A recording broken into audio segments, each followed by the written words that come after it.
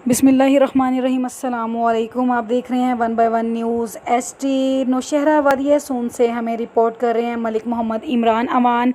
जश्न आज़ादी पाकिस्तान के हवाले से वादिया Soon government model high school Nowshera में पुरवकार तकरीब का इनकाद किया गया और परचम कुशाई की, जिसके मेहमान खसूसी असिस्टेंट कमिश्नर नौशहरा ज़ीशान लब्बा मसीह और डिप्टी DEO नौशहरा मलिक इकबाल अहमद अवान थे। तकरीब में स्कूल के हेड मास्टर मलिक हसन रज़ा, AEO मलिक मोहम्मद नवाज़, हाफिज़ हसन, मलिक निसार अहमद और दीगर असातिज़ा कराम मुअज़्ज़ज़ीन इलाका मौजूद थे।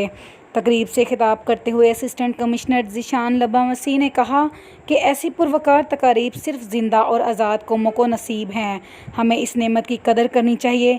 इस मुबारक मौके पर हमें ये अहद करना है कि ना सिर्फ वतन अज़ीज़ पाकिस्तान की तरक्की, खुशहाली और इस्तेहकाम के लिए अपनी इनफरादी और इज्तमाई ज़िम्मेदारियाँ ईमानदारी और इखलास से अदा करेंगे, बल्कि हमें अपनी कलम के ज़रिए मुआशरे में यकजहती और इत्तफ़ाक़ को फ़रोग़ देना है।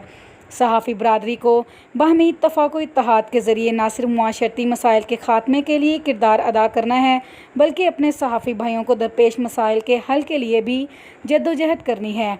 तकरीब के आखिर में मेहमान खसूसी ने स्कूल में पौधा भी लगाया। तकरीब के मेहमान खसूसी ने शजरकारी मुहिम के तहत पौधे लगाए और पाकिस्तान की तरक्की और खुशहाली के लिए खसूसी दुआ की गई।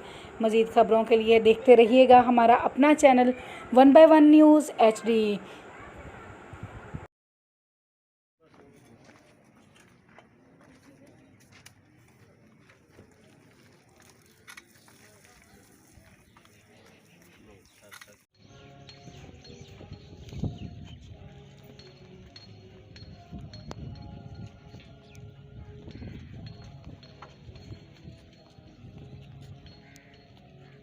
जोश भी है जमो हम तुम्हारे